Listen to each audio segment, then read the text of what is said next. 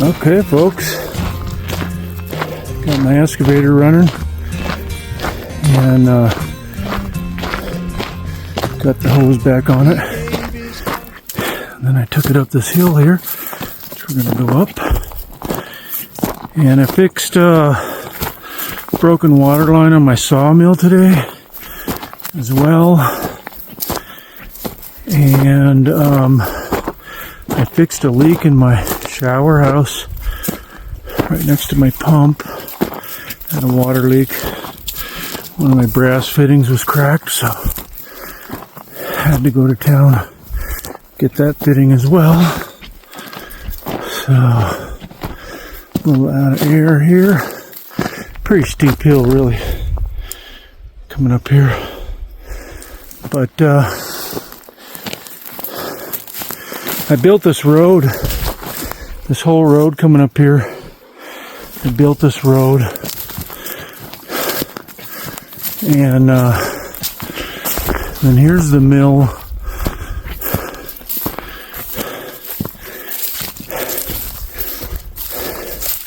We'll do a video on this a little later, but just going to give you guys a quick look at this foundation here. It's where the stamp mill used to sit. But anyhow, it goes down there a little ways. It's all hand stacked, turn of the century stuff. This is an old ghost town here. So we'll just come up here real quick. There's a foundation here. See an old bottle there. Some metal. Some more metal. All kinds of artifacts up here. There's a couple of more foundations up above there. But we'll look at this. It's about 24 feet tall probably, and about maybe 70, probably 70 feet long. This is where the stamp mill used to sit, where they would crush ore and process it. I'll show you pictures of all this later. And they would put it in cyanide vats right down where I have the road built. But I made this kind of into a little bit. There was a road here originally years and years and years ago, but looks like my neighbor came in here on my property and did some clearing. So I don't know why, but didn't ask him to. But I'm not too worried about it. Didn't look like he did anything wrong. Just kind of clearing things out a little bit. So that's nice. I didn't see that, so I'm going to look over here and see what he did. There's a spring up in here that I'd like to get into.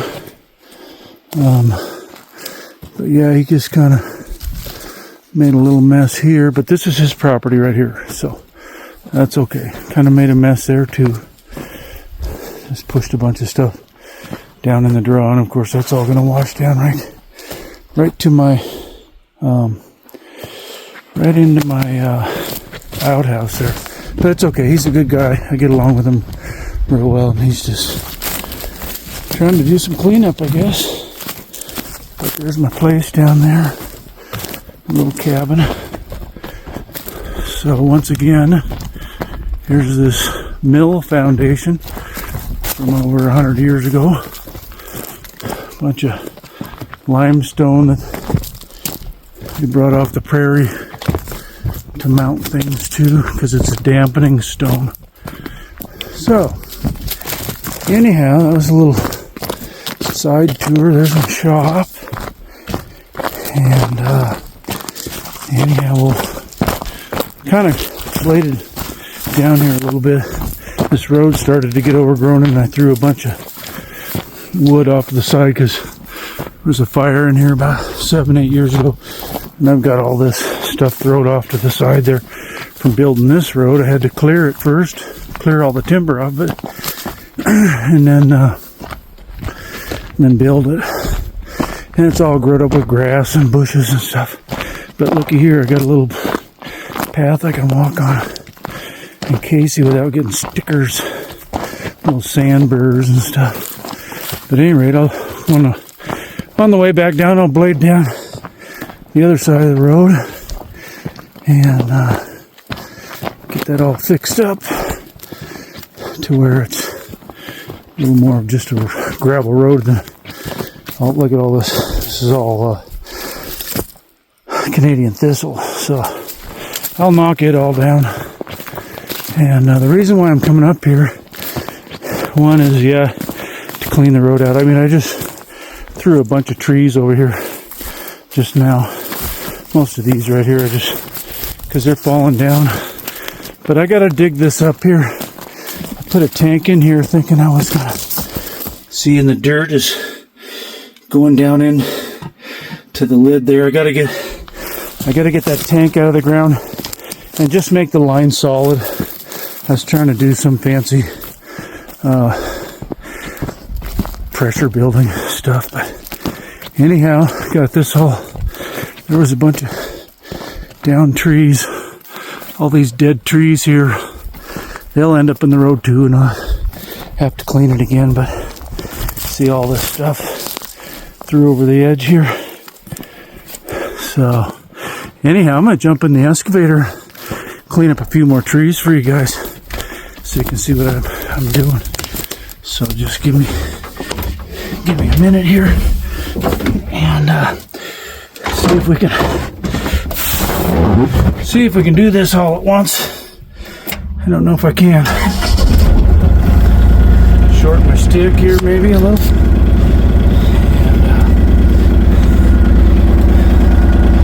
That's going to be hard, but see what I can do.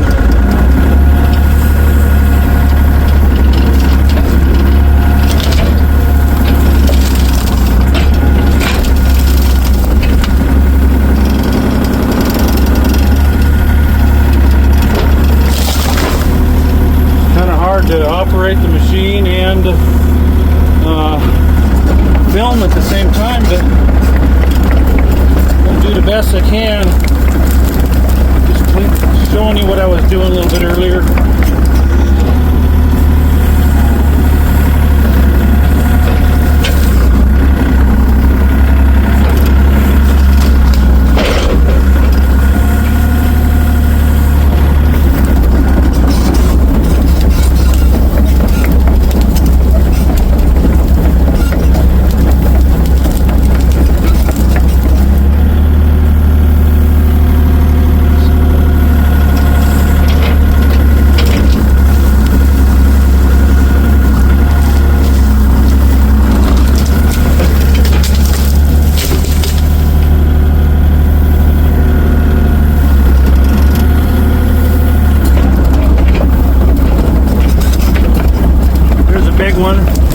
Big old pine.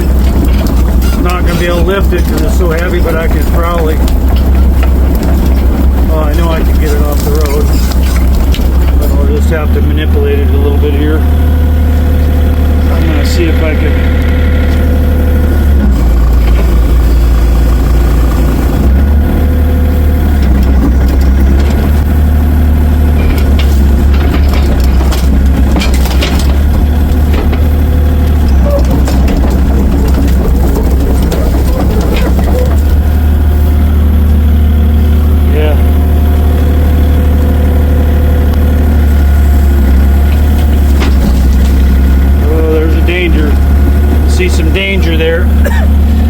You gotta be careful because that tree right up there, that little snag, is hooked to this tree, and I was just getting ready to swing this big pine over, but then that tip there would have come and probably hit me right, in the cab here. So you gotta be real careful. I'm gonna go slow at this.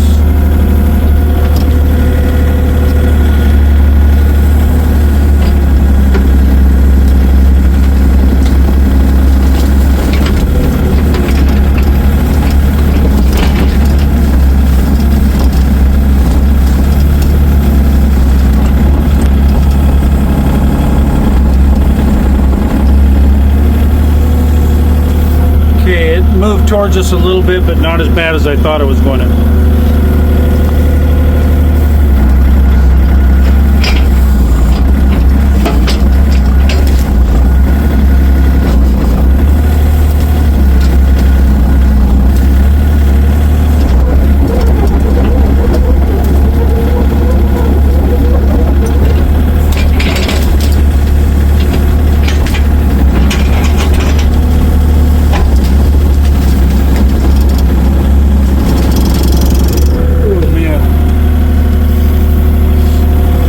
like this here.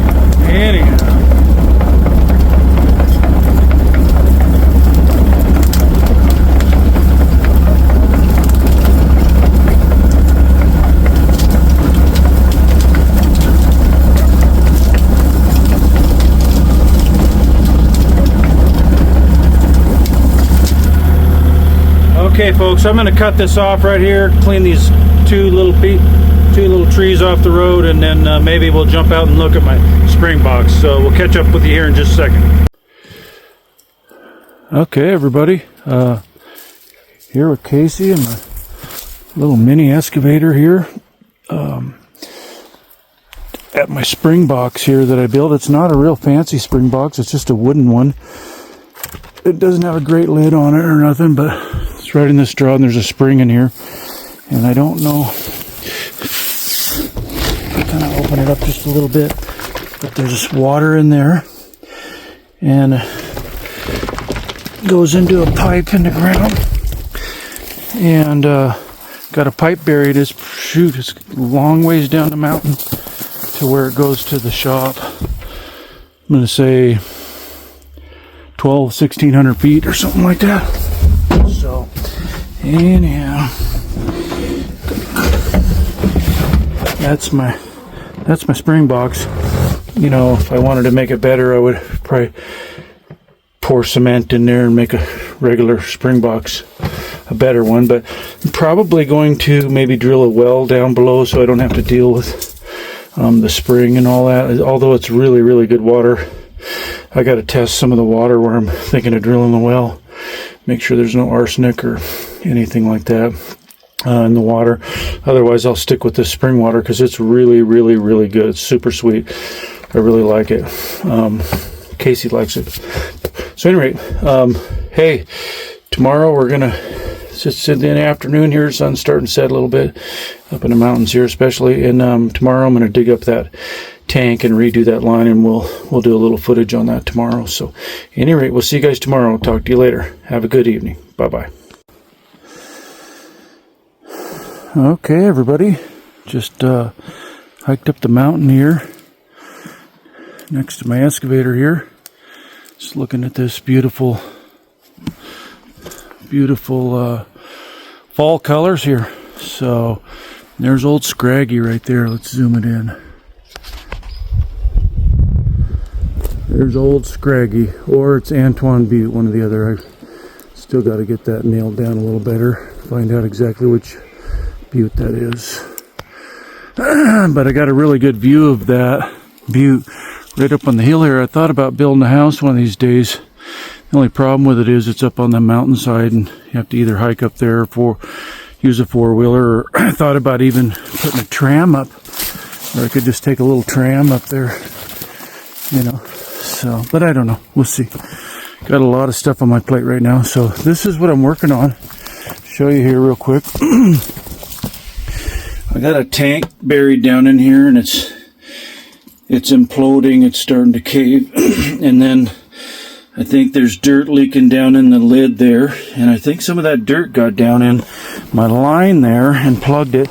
And I don't need this tank. I put it in here thinking I was going to build some pressure and try to pressure, you know, water up down there. But, you know, I just ended up putting a cistern in, changed my plans, and a pump in the shower house there. So here's some of the tools I got with me. So I gotta dig this tank up, and then coming out of the tank here, going down the road for, I don't know, maybe, hopefully not too far, I got 2 white pipes buried in the ground, and I want to dig those up, and I want to just put it all in with poly pipe, black 3/4 inch line, which I have buried in the ground from way up yonder, and then all the way from here down yonder.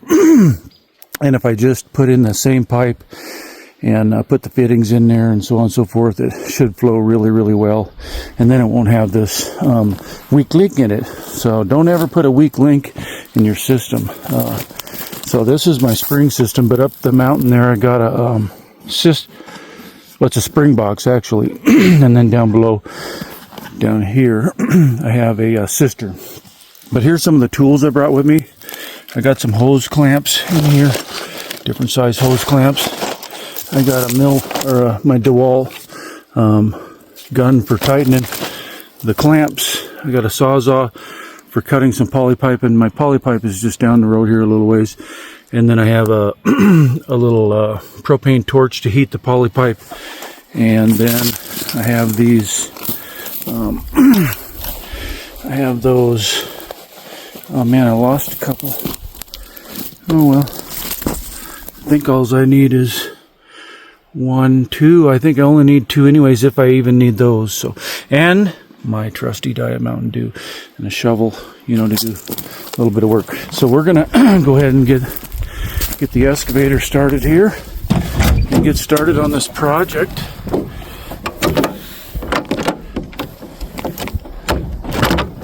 Okay, go ahead and start her up.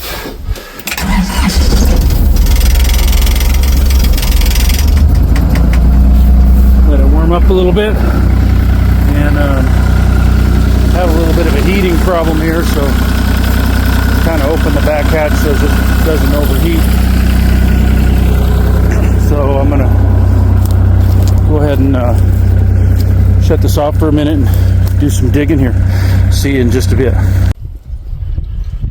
Okay, we're back here. I just dug this big hole here. Probably can't see it very good with all the shadows and everything, but I'll back up here a little bit and kind of give you an idea. I dug this out here, and so at any rate, I'm going to grab my shovel here and jump down in here and see what's going on. There's that lid. So what I'm going to do, this should just pull right off of here right now. Pull that off of there. And now what I have to do is dig this tank out here. I think I'm going to shut the video off for a minute and maybe dig it with my shovel for a minute.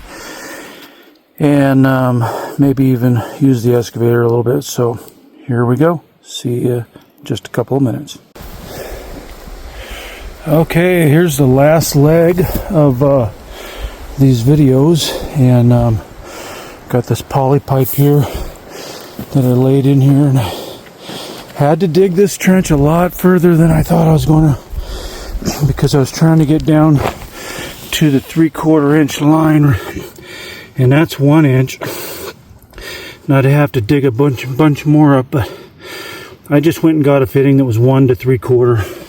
But I didn't want to have to go into that big 1 inch pipe. So at any rate, I gotta shade this and push this all down, get it to run kind of flat. But I'll show you this trench that I got dug here. Like I said, I didn't expect to have to dig all this up. But here's the old line right there. I just followed it. And anyhow, and I went and checked it a minute ago, and it's going into my cistern, so I know I can backfill it. Here's an old pipe. I tried to go from this 2 inch pipe down to 1.5 inch poly to 1 inch poly to 3/4, thinking I was going to build pressure, but I need to let everybody know, I was told this for years, that if you went from larger to smaller in a water line going downhill, that you'd gain pressure.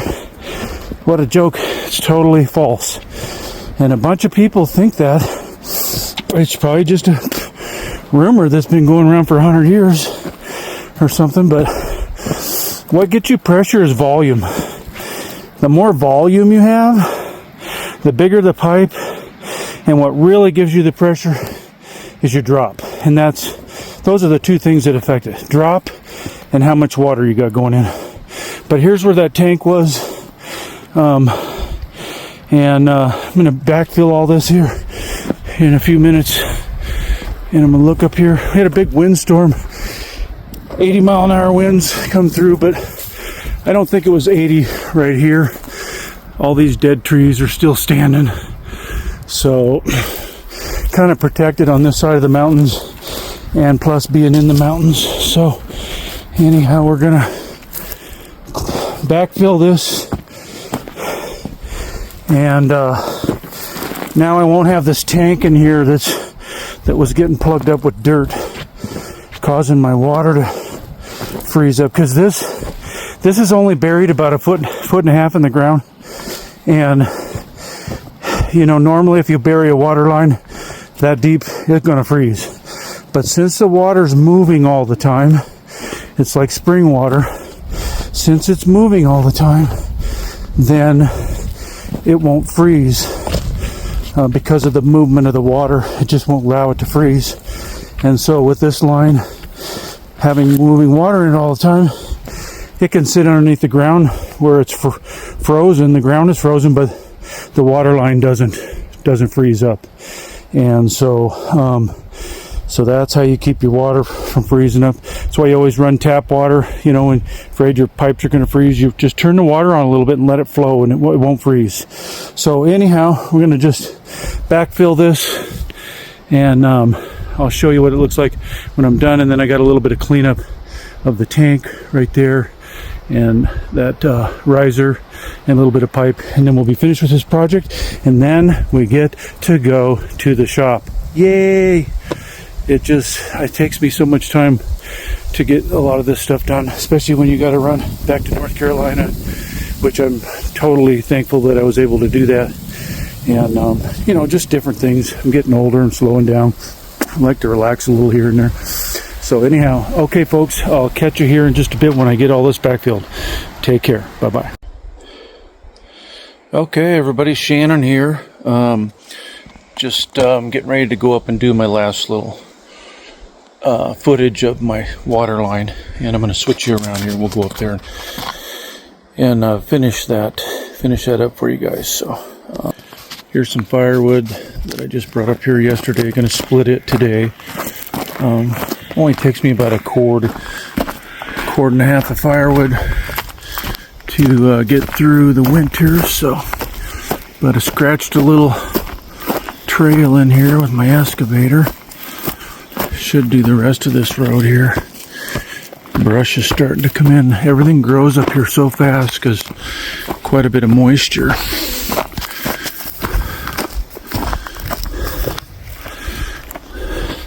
Fall's coming. It's coming slow this year though. I'm really surprised we haven't had any more frost. We're well into October here, and I don't even had a little warm spell come through here tonight, or last night, excuse me. So this is where I ended my water line, and it goes all the way on up there. So say hi to everybody. Okay. But yeah, gonna get some firewood put in, or put up for the shop and for the cabin, and then start in on all my shop stuff. See if we can get a knife built here real soon. So anyhow, that's the end of my water line. So hopefully my water doesn't freeze up this winter again, and I don't have to struggle with that, because that's no fun, you know, having to go to town to take showers and do laundry and stuff. Okay, everyone, Shannon here. I just finished my thought I finished my water line video, but I thought I think it's kind of incomplete if you don't see Okay, you've seen the spring box up there, and I was talking about, you know, the cistern and everything, but I'm going to show you guys some stuff of what's to finish up the whole system, so you can understand, you know, what's going on here. So I'm going to turn you around here. There isn't very much water coming out of this right now, but it's a little bit of water all the time. And that is a pipe that's probably over 100 years old that goes up to the mill site there. And I utilized that pipe, and I stuck that black poly pipe in this pipe up there. And then it runs down to here. And I have a little collection system here. Looks kind of dirty, but you know, pine needles and leaves and all that kind of stuff. There's probably minerals and things in there. Doesn't bother me much. Probably should clean that out. I haven't cleaned it out, and I clean it a little bit out every once in a while, but I haven't thoroughly cleaned it out in quite a while. So anyway, and then this here is my cistern that I built, and I had to do quite a few things to this. Drop that there, and I got a little screen here that I can kind of scoop things out with and clean that. But that's absolutely crystal clear water there, and that water's coming into the cistern right there. And the reason why the water's so slow right now is it's the end of the summer. You know, a long time without any really major rainstorms. And so therefore it's just kind of slow, but we're going to get some rain and some snow here real quick, and that thing will triple, quadruple. I've seen it run 10 times, you know, faster than that. But that's my inlet right there, and then there's my overflow. That pipe goes down in the ground. Now I originally had put bentonite. I went and dug bentonite out on the prairie, which is a really heavy duty clay, and I put it in the bottom of there, and it didn't keep the water from leaking. And then there's a bunch of seams in here. You can see I put tar on them, and so I dug that bentonite out, and I poured concrete down in there, and then I sealed those seams with tar, and it seems to be holding really, really well. Now I'm going to show you, there's a ball valve sticking up right there through the concrete, and I can see that I'm going to have to clean the bottom of that out at some time too. But there's a ball valve that's sticking up there, and I am going to put the lid back on this. I'm going to set you down for just a minute. Hold on just a minute, folks. Got that back on there. Keeps the debris out of there, and we're done there. So now I got that, where you seen that ball valve, 6 feet under the ground. Oh, and by the way, that overflow pipe that was sticking up there goes about 2 feet down in the ground, and this ground in here is all gravelly. It's all gravel, and so that water just seeks, all that overflow water just soaks into the ground. But I have a water line that's connected to that ball valve that goes 6 feet under the ground here over to my shop, and we'll just take a little walk over here and show you what we got going on here. Now this is a big shop I built, and this is the shower house. Gotta close this window. Have to open it when I do my laundry to make sure the moisture gets out of here. But I got an old set of washer and dryer some friends in town gave me. I'm gonna upgrade them one of these days. Here's an old antique sink that I put in, and this is my pump right here, my pressure tank, my hot water heater. And so what I'd like to say is, this black pipe right here that comes up out of the ground comes from that cistern, and this is my third pump I put in here. The other two I bought at Harbor Freight, and they were just garbage. And they kept breaking and leaking, and they wouldn't even work. So put in a nice quality pump. Cost me about probably $300-400 to install, with all the water lines and fittings and everything here. Maybe even a little bit more. Probably about $500 with the pressure tank and everything. And then I got my hot water heater here. And so here is, got a little freezer here. But here's my shower house that I built, and I got all these sandstone rocks off the prairie, and they're really, really interesting. Look at this shelf here.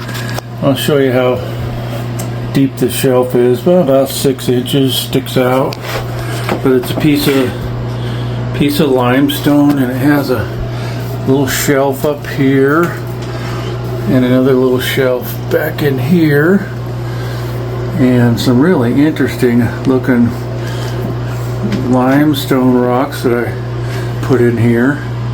These are big rocks here. This one's huge. I'm going to say this is close to 3 feet long from there to here. It took me like, I don't know, it was like 25, 50-pound bags of mortar to hang all this stuff. It took me about 3 weeks to do this. And I gotta move my washcloth and my razor there. But I got another little rock here that has a shelf in it. And here's another rock with a shelf in it. Back. Put this somewhere else. Put that up there for now. But there's another rock here.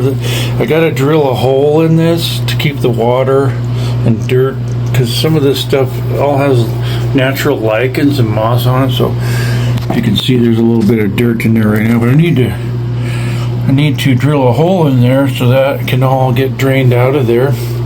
And then here's some fancy dancy kind of stuff I did. These here are fossils. These are squid heads. Got 4 of them. There's another one down there. These are just things that come off the prairie, they're kind of like fossil things. There's one there that has a little piece of fossil type stuff in it, but I'll show you what that is. That is like this thing here in this rock. It's just some sort of a formation, and some of these other things are from the foundry up at the mill. This is a little crucible thing. This is a button. It's from trying to process gold. So anyhow, thought I would show you all that. Got a little shower curtain there, place to hang a couple towels and stuff. So, but anyhow, folks, turn the light off here, and here's a bottle I found outside, over 100 years old bottle. So anyhow, that is the tour to finish up the water line, and I'm real thankful. It's taken me a couple, 3 years to really get this thing dialed in and tuned in, but you know, and if I wanted to work on it some more, I'd go up and pour a concrete spring box that will hold water better. And but I think I might look at drilling a well right down here next to the creek. Problem with that is we have a lot of mining above us, and there could possibly be arsenic in the water. So I'm going to test for arsenics. And this spring water is really hard to beat. It's just that the system is so long, and it does have the chance of failing on me and freezing up and different things. So we'll just see how it goes for the next few years. If it keeps working, you know, as the old saying goes, if it works, don't fix it. So anyhow, maybe that's God's plan for me. I know a well would be a little more safe-proof from freezing, because wells don't freeze up. So Anyhow, that's my only problem is my my spring water freezes up in the winter. We get 30 below temperatures here at least twice a winter. A lot of cold air, and we don't have a lot of snow on the ground. And when you have snow on the ground, that's something I'd like to say. If when you have snow on the ground and you got a water line buried, you know, 1.5 feet in the ground, the snow insulates the cold air from the ground and helps things from freezing down even harder. So, but anyhow, folks, that's my video on my little cistern there and my water line that I just worked on here. So God bless you all, and thank you so much for tuning into my channel. Please like, share, and subscribe, and pass this on to your friends. I just broke 1,000 watch time hours. I broke my subscriber qualifications, boy, within a month of my channel being up. But the watch time hours are the ones that are really hard to get. So I need people to watch my content.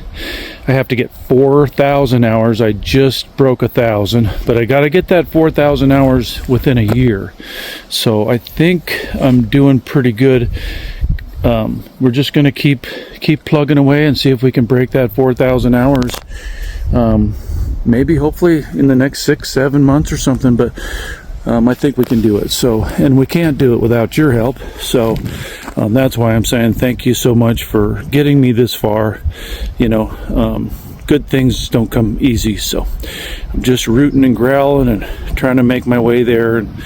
And so God bless you all, and thanks once again for tuning in to the Backwoods Boys. Casey, come here. Casey says thank you.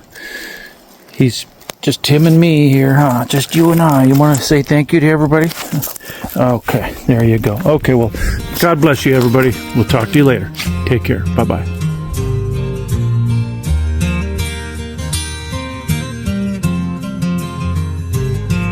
He gave his heart to Jesus in his 25th year. Found a life he'd never known before. He left yesterday behind him, for he was born again. His future swung open like a door. When he first came to the mountains,